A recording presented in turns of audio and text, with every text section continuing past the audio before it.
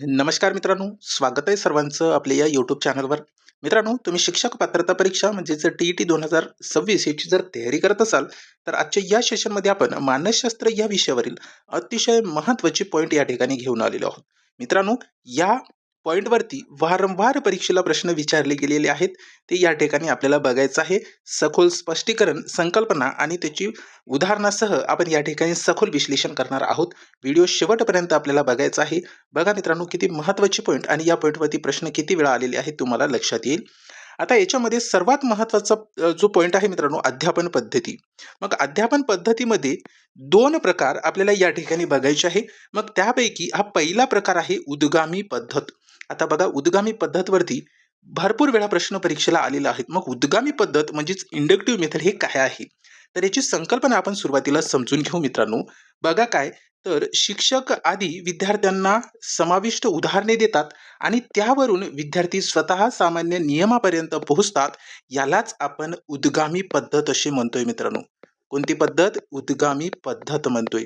मग आता याला शॉर्टमध्ये जर तुम्हाला लक्षात ठेवायचं असेल, इंडक्टिव्ह मेथड म्हणजे काय, तर उद्गामी पद्धत म्हणजे उदाहरणांकडून नियमांकडे जाणे, यालाच इंडक्टिव्ह मेथड म्हणतात मित्रांनो. लक्षात ठेवा, जर प्रश्नामध्ये तुम्हाला सुरुवातीला उदाहरणे दिलेली असेल आणि त्यावरून जर नियमाकडे जात असेल, तर ती कोणती पद्धत आहे, तर उद्गामी पद्धतीचाच उदाहरण आहे. ठीक आहे, लक्षात ठेवा. फ्रॉम एक्झाम्पल टू रूल, जर अशा पद्धतीने तुम्हाला प्रश्न विचारला असेल तर इंडक्टिव्ह मेथड हे आन्सर द्यायचं आहे. आता याची उपयुक्तता काय आहे, तर पेपर 2 स्तरावर, लक्षात ठेवा, पेपर 2 स्तरावर विज्ञान आणि व्याकरण शिकवण्यासाठी ही अत्यंत प्रभावी पद्धत आहे. का पद्धत प्रभावी आहे, तर विज्ञानामध्ये आधी आपण उदाहरणे शिकतोय, बरोबर, उदाहरणे शिकतो आणि त्याच्यानंतर आपण नियमाकडे जातोय. म्हणून उदाहरणाकडून नियमाकडे जाणे म्हणजेच उद्गामी पद्धत होय. आता याच्यामध्ये जर सपोज आपण मराठी व्याकरण हे घेतलंय, मराठी व्याकरण, मग आता याच्यामध्ये मराठी व्याकरण आपण शिकत असताना सुरुवातीला मित्रांनो रूल बघतो का? नाही, उदाहरणे बघतोय आणि उदाहरणावरून आपण नियमाकडे जातोय. म्हणजे नेमकं नियम काय याच्यामध्ये लागू पडतोय ते आपल्याला उदाहरणावरून लक्षात येते. क्लिअर झाले. आता आपण या ठिकाणी एक्झाम्पल बघू. बघा मित्रांनो, काय दिले की गुरुत्वाकर्षण शिकताना किंवा गुरुत्वाकर्षण शिकवताना आधी सफरचंद खाली पडणे, त्याच्यानंतर चेंडू खाली येणे अशी उदाहरणे देणे आणि शेवटी गुरुत्वाकर्षणाचा नियम स्पष्ट करणे. हे कशावरून? तर गुरुत्वाकर्षणाच्या नियमामध्ये तुम्ही बघितलं असेल की सफरचंद खाली पडला तर कशामुळे, तर गुरुत्वाकर्षणाच्या आकर्षणामुळे सफरचंद खाली पडलं. मग सुरुवातीला आपण याच्यामध्ये गुरुत्वाकर्षण शिकवताना आधी उदाहरण दिलेलं आहे आणि त्याच्यानंतर गुरुत्वाकर्षणाचा नियम स्पष्ट केलेला आहे. म्हणून या ठिकाणी तुम्हाला लक्षात ठेवायचं आहे, उद्गामी पद्धत म्हणजे उदाहरणांकडून नियमाकडे जाणे. आता तुमचे सर्व डाऊट या ठिकाणी क्लिअर झाले असतील मित्रांनो. ठीक आहे, याच्यानंतरची आपल्याला दुसऱ्या नंबरची पद्धत बघायची आहे. ती कोणती आहे, तर अवगामी, त्यालाच डिडक्टिव्ह मेथड म्हणतोय आपण. अध्यापन पद्धतीचा हा दुसरा प्रकार आहे. अवगामी पद्धत, पृथक्करण व संश्लेषण पद्धत, म्हणजे याचेच वेगवेगळे हे प्रकार आहे किंवा नाव आहे असं म्हणू शकता. अवगामी पद्धतीलाच पृथक्करण किंवा संश्लेषण पद्धती म्हणतात. मित्रांनो लक्षात ठेवा, अवगामी पद्धत म्हणजे डिडक्टिव्ह मेथड हे काय आहे, तर शिक्षक आधी सामान्य नियम सांगतात आणि मग त्या नियमांची उदाहरणे स्पष्टी करतात. आता बघा याच्यामध्ये फरक काय आहे, आपण यापूर्वी उद्गामी पद्धत बघितली. उद्गामी पद्धतीमध्ये काय होतंय, उदाहरणांकडून नियमाकडे जाणे. क्लिअर झाले की नाही? उद्गामी पद्धतीमध्ये काय होते, उदाहरणाकडून नियमाकडे जाणे. पण आता अवगामी पद्धत ही त्याच्याशी रिलेटेड नाही, तर त्याची उलट आहे मित्रांनो, विरुद्ध आहे. म्हणजे काय, तर आधी नियम सांगतात आणि त्याच्यानंतर उदाहरणे स्पष्टी करतात. म्हणजेच या पद्धतीमध्ये नियमांकडून उदाहरणाकडे जाणे यालाच डिडक्टिव्ह मेथड म्हणतात मित्रांनो, फ्रॉम रूल टू एक्झाम्पल. ठीक आहे, म्हणजेच याच्यामध्ये सुरुवातीला नियम सांगतात आणि त्याच्यानंतर उदाहरणाकडे जाणे म्हणजेच अवगामी पद्धतीचं उदाहरण आहे असं लक्षात ठेवायचं आहे. ओके, त्याच्यानंतर पृथक्करण पद्धत. मग पृथक्करण पद्धत काय आहे, अनालिटिकल मेथड काय आहे, तर त्याच्यामधलाच प्रकार आहे. कोणत्याही समस्येचे किंवा संकल्पनेचे लहान लहान भागांमध्ये विभाजन करून त्यांचा अभ्यास करणे म्हणजेच अनालिटिकल मेथड होय. क्लिअर झालं की नाही? जर तुम्हाला पृथक्करण पद्धतीवरती प्रश्न विचारलं तर त्याची संकल्पना लक्षात ठेवा मित्रांनो, की कोणत्याही समस्येचे किंवा संकल्पनेचे लहान लहान भागांमध्ये विभाजन करून त्यांचा अभ्यास करणे म्हणजे अनालिटिकल मेथड होय. ओके, त्याच्यानंतरचा प्रकार आहे संश्लेषण पद्धत. मग संश्लेषण पद्धत म्हणजे सिंथेटिक मेथड हे काय आहे, तर मित्रांनो याच्यामध्ये लक्षात ठेवायचं आहे, लहान लहान भागांना एकत्र जोडून एक संपूर्ण समस्या किंवा संकल्पना समजून घेणे म्हणजेच सिंथेटिक मेथड होय. लक्षात ठेवा, महत्त्वाची पॉइंट आपण या ठिकाणी घेतलेली आहेत. ठीक आहे. याच्यानंतर आपण पुढच्या मुद्द्याकडे वळायचं आहे. बघा काय दिलेलं आहे मित्रांनो, महत्त्वाचं असणार आहे. सेकंड टाईप आहे बुद्धिमत्ता आणि शिकणे. याच्यावरती प्रश्न येतात. ठीक आहे. इंटेलिजन्स आणि शिकणे याच्यावरती प्रश्न परीक्षेला येतोय मित्रांनो. मग याच्यामध्ये आपल्याला बघायचं आहे हॉवर्ड गार्डनरचा बहुविध बुद्धिमत्ता सिद्धांत. मग याच्यामध्ये लक्षात ठेवा की मल्टिपल इंटेलिजन्स थेरी हे कोणी मांडली, तर हॉवर्ड गार्डनर यांनी मांडलेली आहेत. मग त्याची संकल्पना आपण या ठिकाणी समजून घेऊ. मग मुख्य संकल्पना काय आहे, तर प्रत्येक व्यक्तीमध्ये वेगवेगळ्या प्रकारच्या बुद्धिमत्ता वेगवेगळ्या प्रमाणात असतात. क्लिअर आहे. हॉवर्ड गार्डनर यांच्या बहुविध बुद्धिमत्ता सिद्धांतामध्ये त्यांची संकल्पना अशी आहे की प्रत्येक व्यक्तीमध्ये वेगवेगळ्या प्रकारच्या बुद्धिमत्ता वेगवेगळ्या प्रमाणात असतात, असे त्या ठिकाणी आपल्याला पाहायला मिळतोय. मग वेगवेगळ्या प्रकारात असतात, वेगवेगळ्या प्रमाणामध्ये असतात, तर ते बुद्धिमत्तेचे प्रकार पण त्यांनी सांगितलेले आहेत.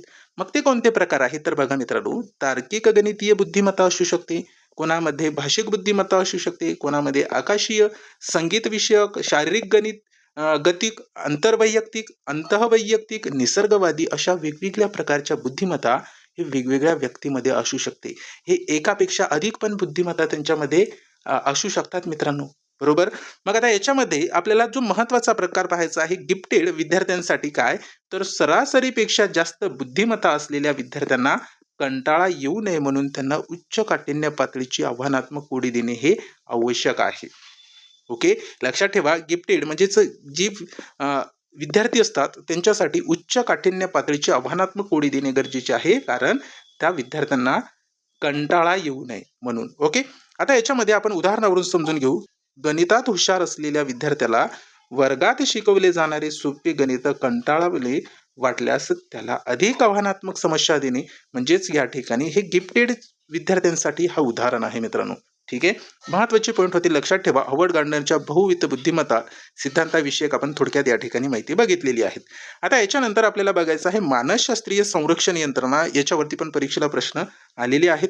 मग मानसशास्त्रीय संरक्षण यंत्रणा हे काय आहे, तर मित्रांनो डिफेन्स मेकॅनिझम. याच्यामध्ये आपल्याला प्रक्षेपण बघायचं आहे, नेमकं प्रोजेक्शन काय आहे याच्यामध्ये. मानसशास्त्रीय संरक्षण यंत्रणा याच्यामधला हा पहिला प्रकार प्रक्षेपण. प्रोजेक्शन काय आहे मित्रांनो, प्रक्षेपण विस्थापन हे तुम्हाला पर्यायामध्ये बघायला मिळतात. मग तुम्हाला लक्षात असायला पाहिजे की प्रक्षेपण नेमकं काय आहे, विस्थापन नेमकं काय, प्रतिक्रिया निर्मिती काय आहे, उदात्तीकरण काय आहे. तर हे जर आपल्याला समजलंय तर आपण त्याचं उत्तर देऊ शकतो, मग ते कुठलाही प्रश्न असो. बरोबर. मग प्रक्षेपण प्रोजेक्शन म्हणजे काय, तर स्वतःच्या अप्रिय भावना किंवा विचार इतरांवर ढकलणे त्याला प्रक्षेपण म्हणतात, प्रोजेक्शन म्हणतात. म्हणजे लक्षात ठेवा, जे स्वतःची अप्रिय भावना आहे किंवा विचार आहे ते इतरांवर ढकलणे म्हणजे दुसऱ्या व्यक्तींवर ढकलणे म्हणजेच प्रक्षेपण आहे. एवढं लक्षात ठेवा. आपण शॉर्टमध्ये बघितलंय पण आपल्याला लक्षात राहू शकते अशा पद्धतीचेच पॉईंट आपण घेतलेले मित्रांनो. बरोबर. त्याच्यानंतर विस्थापन म्हणजे काय, डिस्प्लेसमेंट हे काय आहे, तर एखादा व्यक्ती किंवा वस्तूवरील भावना दुसऱ्या कमी धोकादायक व्यक्ती किंवा वस्तूवर व्यक्त करणे म्हणजे जर डिस्प्लेसमेंट होय. ठीक आहे. महत्वाचा पॉईंट आहे. त्याच्यानंतर प्रतिक्रिया निर्मिती हे काय आहे, रिॲक्शन फॉर्मेशन काय आहे, तर मनात असलेल्या खऱ्या भावनेच्या अगदी उलट वर्तन करणे म्हणजेच प्रतिक्रिया निर्मिती होय. क्लिअर झाले. महत्वाचा पॉईंट आहे.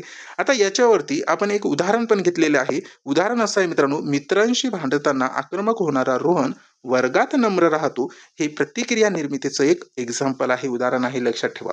ठीक आहे.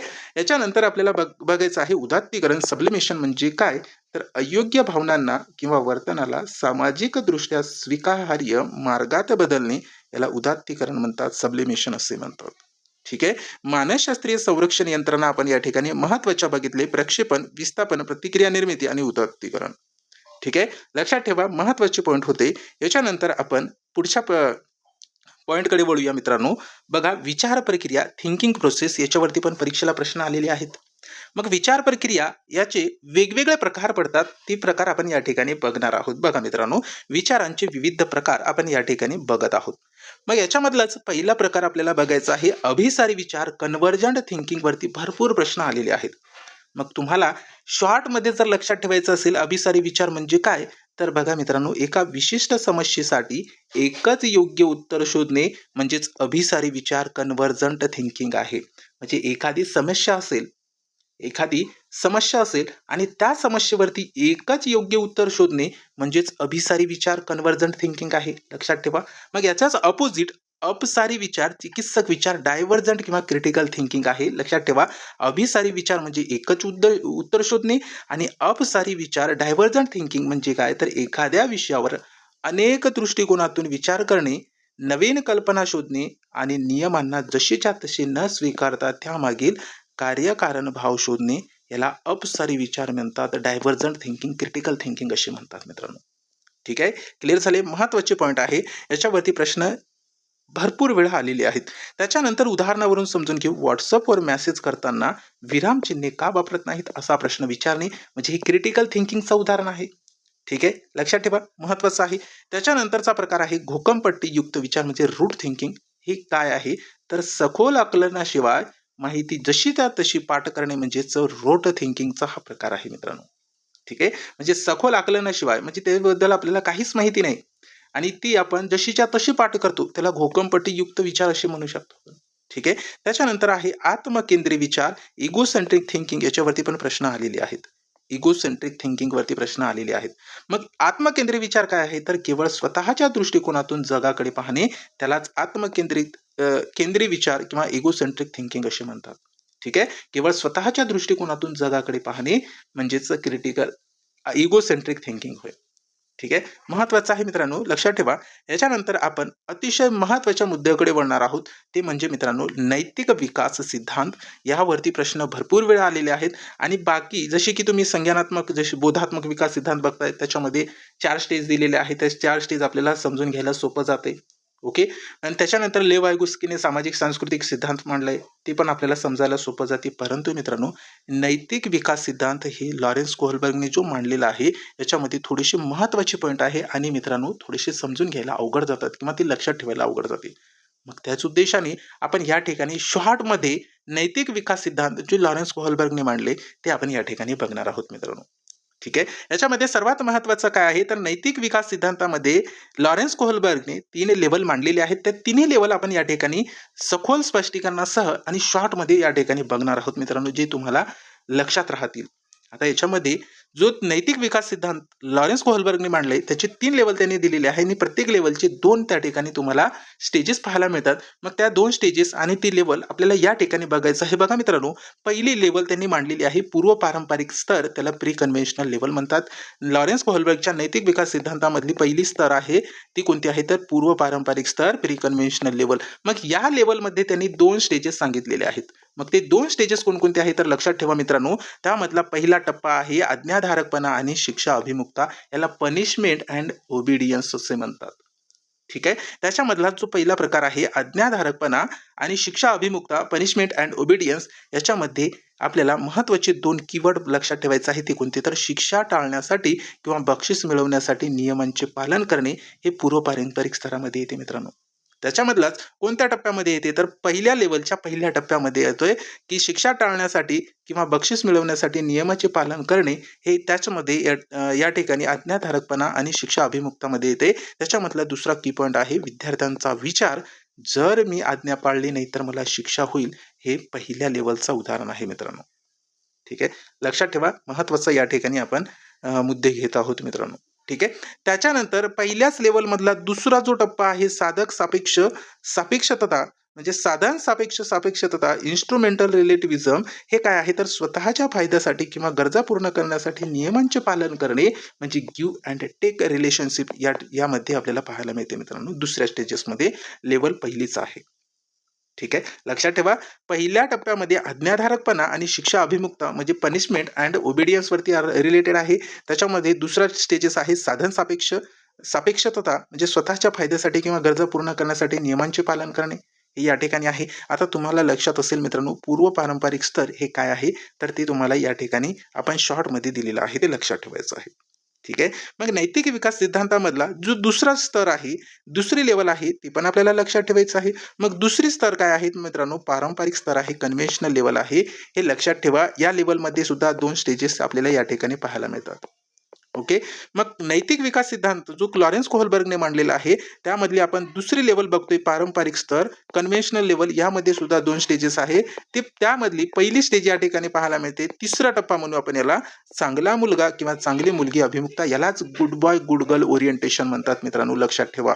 मग good boy good girl orientation म्हणजे काय, तर इतरांना आवडण्यासाठी, समाजात प्रतिष्ठा मिळवण्यासाठी किंवा त्यांची प्रशंसा मिळवण्यासाठी योग्य वर्तन करणे म्हणजेच एक चांगला मुलगा किंवा चांगली मुलगी अभिमुखता होय. लक्षात ठेवा, जर तुम्हाला अशा पद्धतीचा प्रश्न विचारला तर उत्तर देता आलं पाहिजे.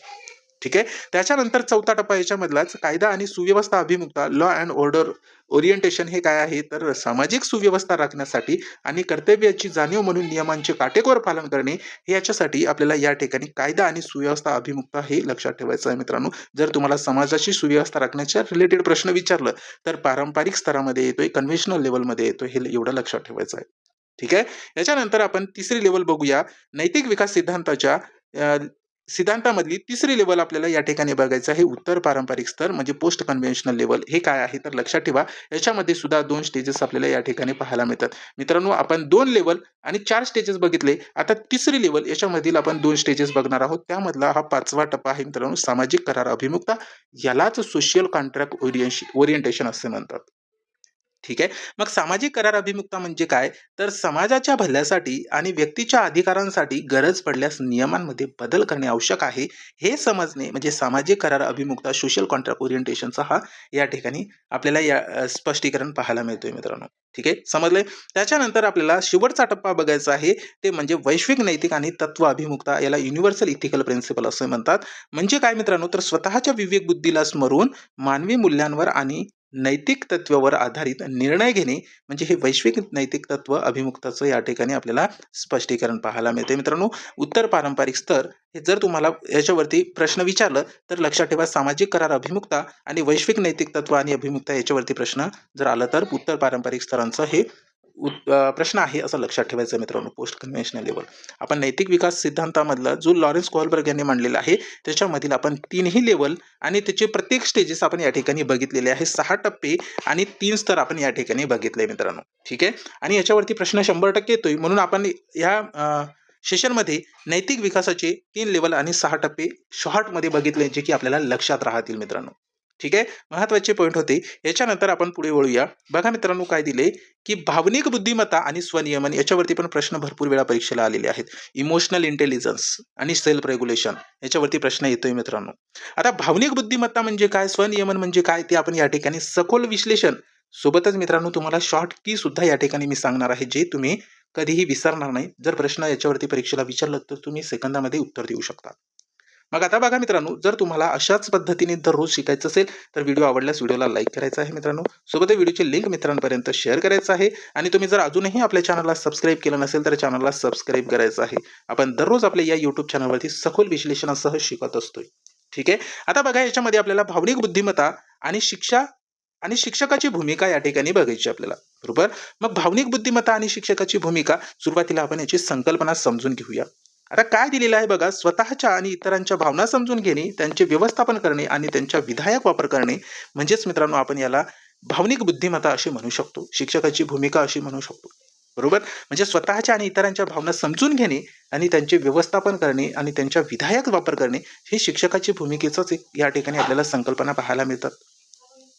आता याच्यामधला दुसरा जो प्रकार आहे स्वनियमन म्हणजे सेल्फ रेग्युलेशन, हे काय आहे मित्रांनो, तर बघा, स्वतःच्या भावनांवर आणि वर्तनांवर नियंत्रण ठेवणे म्हणजे स्वनियमन होय, सेल्फ रेग्युलेशन आहे. म्हणजे जे स्वतःबद्दल, स्वतःच्या भावना आणि वर्तनावर जर नियंत्रण ठेवणे, अशा टाईपचं जर तुम्हाला याच्याशी रिलेटेड जर प्रश्न आला तर त्याचं उत्तर स्वनियमन आहे असे तुम्ही या ठिकाणी देऊ शकता मित्रांनो. तुमचं करेक्ट आन्सर असणार आहे. ठीक आहे. त्याच्यानंतर आपल्याला शिक्षकाची भूमिका बघायची आहे. शिक्षकाची भूमिका कशी असायला पाहिजे, तर चुका झाल्यावर रागावण्याऐवजी विद्यार्थ्यांना शांतपणे विचार करण्यास प्रवृत्त करणे, अशा पद्धतीची शिक्षकांची भूमिका असायला पाहिजे. ही भावनिक बुद्धिमत्ता आणि शिक्षकाची भूमिका याच्यावरती आपल्याला उदाहरण पण पाहायला मिळतोय की प्रयोगशाळेत परीक्षा नळी फुटल्यावर ओरडण्याऐवजी हे कसे घडले आणि पुढील वेळी काय काळजी घेशील असे विचारणे, हे या ठिकाणी कशाचं उदाहरण आहे मित्रांनो, तर भावनिक बुद्धिमत्ता आणि शिक्षकांची भूमिका याच्याशी रिलेटेड हे उदाहरण दिलेलं आहे. आता तुम्हाला उदाहरणावरून समजलं असेल मित्रांनो हे नेमकं काय आहे आणि याच्यावरती प्रश्न कशा पद्धतीने विचारले जातात हे तुम्हाला या ठिकाणी शॉर्टमध्ये या ठिकाणी समजलं असेल. ठीक आहे. चला याच्यानंतर आपण पुढे वळूया मित्रांनो. अतिशय महत्त्वाचं पॉईंट घेतलंय आपण. सर्व समावेशक शिक्षण आणि शैक्षणिक साधने इन्क्लुसिव्ह एज्युकेशन याच्यावरती प्रश्न परीक्षेला आलेले आहेत. तुम्ही PYQs बघा मित्रांनो, त्याच्यामध्ये तुम्हाला समावेशक शिक्षणावरती प्रश्न पाहायला मिळतोय. मग समावेशक वर्ग म्हणजे काय, तर सर्व प्रकारच्या विद्यार्थ्यांना एकत्र शिकण्याची समान संधी देणे याला समावेशक वर्ग असे म्हणतात. बरोबर. म्हणजे सर्व प्रकारच्या विद्यार्थ्यांना, म्हणजे त्याच्यामध्ये सर्व प्रकारच्या विद्यार्थ्यांना एकत्र शिकण्याची समान संधी देणे याला समावेशक वर्ग असे म्हणतात. मग त्याच्यामध्ये बघा मित्रांनो, दृष्टीदोष असलेल्या विद्यार्थ्यांसाठी शैक्षणिक साधने कोणती वापरणार किंवा शैक्षणिक साधनांचा वापर कसा केला जातो, तर याच्यामध्ये तुम्ही बघू शकता ज्ञानेंद्रिय पर्याय जे विद्यार्थी पाहू शकत नाहीत त्यांच्यासाठी स्पर्श ज्ञानक्षम साधने वापरावीत. त्याच्यानंतर योग्य साधने स्पर्श ज्ञानक्षम त्रिमितीय आकृत्या म्हणजे ट्रॅक्टाईल 3D मॉडेल्स, भूबोर्ड अशा पद्धतीने तुम्ही त्या साधनांचा वापर करू शकता जे दृष्टीदोष असलेला विद्यार्थी आहे. ठीक आहे. महत्वाचे पॉईंट आहे, लक्षात ठेवा. याच्यानंतर आपल्याला पुढचा पॉईंट बघायचा आहे. बघा मित्रांनो काय दिले. महत्वाचा पॉईंट आहे सहकारी अध्ययन, याला कोलॅबोरेटिव्ह लर्निंग असे म्हणतात. आता सहकारी अध्ययन म्हणजे काय, तर एकत्र शिकण्याचे महत्व व फायदे आपल्याला या ठिकाणी बघायचं आहे. एकत्र शिकण्याचे महत्व व फायदे आपण या ठिकाणी याची संकल्पना समजून घेऊया. सुरुवातीला बघा मित्रांनो काय दिले. विद्यार्थी गटांमध्ये एकत्र येऊन काम करतात, संवाद साधतात आणि एकमेकांना मदत करतात. याचे फायदे काय आहेत, तर सामाजिक कौशल्य, संवादक्षमता आणि एकमेकांना मदत करण्याची वृत्ती विकसित होते.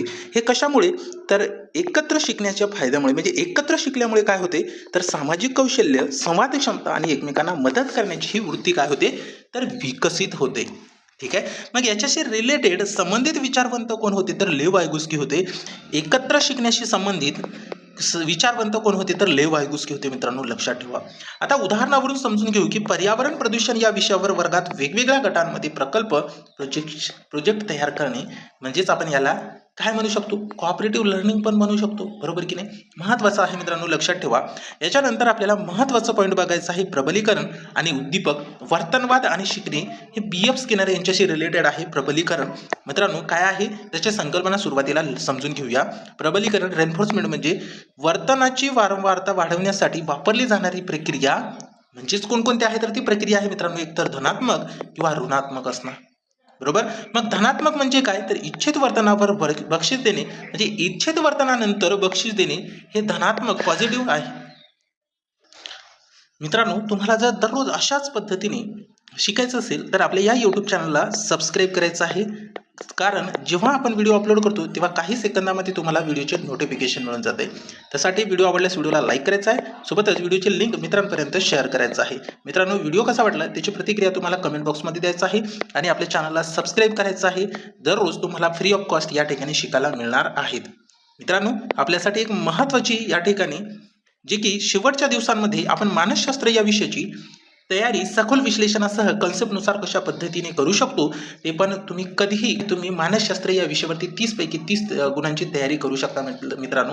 मग ते कशा पद्धतीने, तर मित्रांनो आपण मानसशास्त्र या विषयावर आधारित एक ईबुक क्रिएट केलेला आहे. या ईबुकमध्ये तुम्हाला काय पाहायला मिळणार आहेत, तर मित्रांनो या ईबुकमध्ये आपण 700+ प्रश्न त्या ठिकाणी ॲड केलेले आहे. या ईबुकमध्ये 700 पेक्षा अधिक प्रश्न तुम्हाला सखोल स्पष्टीकरणासह पाहायला मिळणार आहेत. जसे की आपण या सेशनमध्ये बघितलं मित्रांनो, कन्सेप्ट, त्यानंतर शॉर्ट क्लुप्त्या आपण कशा पद्धतीने लक्षात ठेवू शकतो त्या पद्धतीने तुम्हाला या ईबुकमध्ये प्रश्न पाहायला मिळतील. मित्रांनो शिक्षक पात्रता परीक्षा TET मध्ये शैक्षणिक मानसशास्त्र हा विषय सर्वाधिक गुण देणारा आणि विद्यार्थ्यांना अध्यापन क्षमतेची खरी परीक्षा देणारा हा विषय आहे आणि या ईबुकमध्ये तुम्हाला अशाच पद्धतीने शिकायला मिळणार आहेत. मित्रांनो या ईबुकच्या माध्यमातून तुम्ही 2013 ते 2021 पर्यंतच्या सर्व TET परीक्षांमधील प्रश्नांचे संकलन करून एकूण 32 संच आपण या ठिकाणी तयार केलेले आहेत. 700+ प्रश्न तुम्हाला या ठिकाणी या ईबुकच्या माध्यमातून शिकायला मिळणार आहेत. तुम्हाला या ठिकाणी तयारी करता येणार आहेत मित्रांनो. कारण आता आपल्याकडे खूप कमी दिवस आहे, शेवटचे 20 दिवस नाही. आता तुम्ही या ठिकाणी 8च दिवस समजून चला मित्रांनो. 8 दिवसांमध्ये तुम्ही या ठिकाणी या ईबुकच्या माध्यमातून तुमची संकल्पना क्लिअर करू शकता. त्यानंतर तुमचे प्रश्नांचं या ठिकाणी रिव्हिजन होणार आहे, सुपरफास्ट रिव्हिजन होणार आहे. प्रत्येक प्रश्नांसोबत आपण सविस्तर उत्तर आणि सखोल विश्लेषण दिलेले असून प्रश्नांचा मूळ हेतू, सिद्धांत व त्यामागील मानसशास्त्रीय दृष्टिकोन हे आपण स्पष्ट केलेले आहेत मित्रांनो. या पुस्तकाचं उद्दिष्ट काय आहे तर शेवटच्या 8 दिवसांमध्ये 30 पैकी 30 गुण मिळवण्यासाठी अंतिम तयारी हे साध्य करण्यात विद्यार्थ्यांना मदत करू शकते, म्हणजे आपल्याला मदत करू शकते मित्रांनो. मग आता हा ई बुक तुम्हाला मिळवायचा कशा पद्धतीने, तर बघा मित्रांनो, तुम्हाला हा ई बुक जर पाहिजे असेल तर मित्रांनो तुम्ही ऑनलाईन पेमेंट करू शकता. ऑनलाईन पे करायचं आहे. मग तुमच्याकडे गुगल पे असो, फोनपे असो, तुम्ही दोन्ही पेमेंटच्या माध्यमातून या ठिकाणी ऑनलाईन पेमेंट करू शकता. मग मित्रांनो, या ठिकाणी आपण या ई बुकची फीस फक्त 149 रुपये ठेवलेली आहेत. मग 149 रुपयामध्ये आपल्याला 700 प्लस प्रश्न सखोल स्पष्टीकरणासह शेवटच्या 8 दिवसांमध्ये या ठिकाणी आपल्याला तयारी करता येणार आहे. मग 149 रुपये आपल्याला गुगल पे किंवा फोनपेच्या माध्यमातून 75 07 38 63 06 या नंबरवरती सेंड करायचं आहे आणि त्या पेमेंटचा स्क्रीनशॉट याच नंबरच्या व्हॉट्सअपवरती मला पाठवायचा आहे. मित्रांनो, तुम्हाला एका सेकंदामध्ये या मानसशास्त्र या विषयाचा ई बुक तुम्हाला मिळून जाईल. मित्रांनो, 75 07 38 63 06 या नंबरवरती तुम्हाला गुगल पे किंवा फोनपेच्या माध्यमातून फक्त 149 रुपये सेंड करायचं आहे. ठीक आहे, ज्यांना घ्यायचं आहे त्याने लगेच घेऊन टाका, कारण आपल्याकडे फक्त 8 दिवस शिल्लक आहे. मित्रांनो, तुम्ही फक्त 2 ते 3 दिवसांमध्ये हे 700 प्लस प्रश्न इझिली रीड करू शकता सखोल स्पष्टीकरणासह. ठीक आहे मित्रांनो, भेटूया समोरच्या सेशनमध्ये. आजच्या या सेशनमध्ये एवढंच. Thank you so much.